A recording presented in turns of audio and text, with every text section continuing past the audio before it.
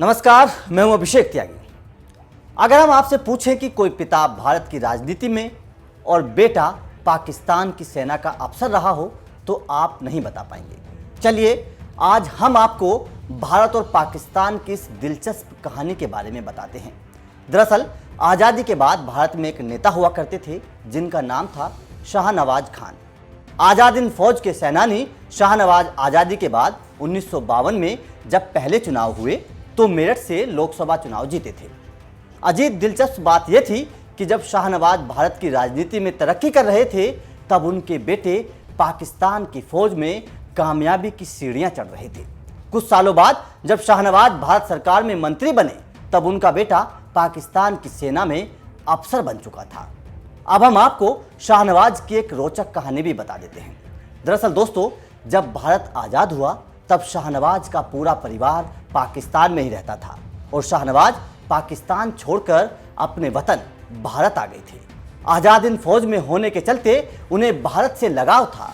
बस शाहनवाज की इस बात पर भारत के लोगों ने उन्हें देशभक्त मानते हुए पलकों पर बिठा लिया और मेरठ के लोगों ने उन्हें भरपूर प्यार दिया और इसी प्यार की वजह से शाहनवाज मेरठ से लगातार 3 बार लोकसभा का चुनाव जीते।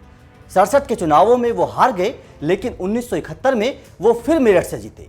इसी दौरान शाहनवाज भारत सरकार में कई विभागों के मंत्री भी बने। वैसे आपको बता दें कि शाहनवाज का जन्म पाकिस्तान के रावलपिंडी में हुआ था।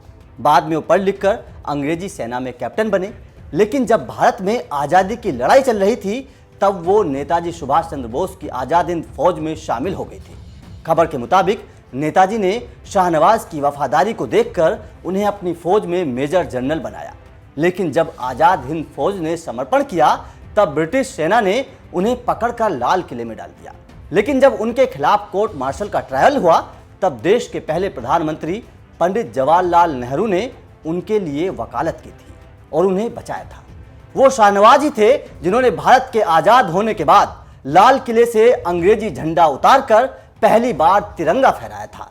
आज भी लाल किले में हर रोज जब शाम 6 बजे लाइट एंड साउंड का कार्यक्रम होता है तो उसमें नेताजी के साथ शाहनवाज की भी आवाज सुनाई पड़ती है।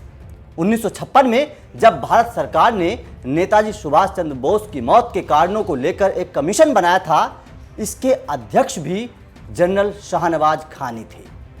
उनके जीवन में एक बड़ी घटना तब हुई जब पाकिस्तान के साथ हुए 1965 के युद्ध में उनका बेटा पाकिस्तानी फौज की तरफ से लड़ रहा था। तब शाहनवाज भारत में लाल बहादुर शास्त्री की सरकार में कृषि मंत्री थे। बस फिर क्या था, ये बात देश में आग की तरह फैल गई। विपक्ष शाहनवाज की वफादारी पर शक करने लगा और उनसे इस्तीफा मांगने लगा।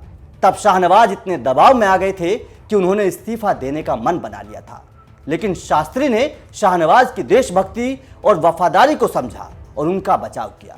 तब शास्त्री ने पूरे विपक्ष से 2 टूक कहा था कि वो कतई इस्तीफा नहीं देंगे। अगर उनका बेटा दुश्मन देश की सेना में बड़ा अफसर है तो इसमें भला शाहनवाज की क्या गलती है।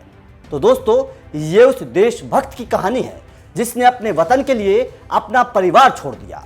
ये उस वफादार सिपाही की कहानी है जिसने देश के लिए अपनी पत्नी, अपने बच्चों को छोड़ दिया।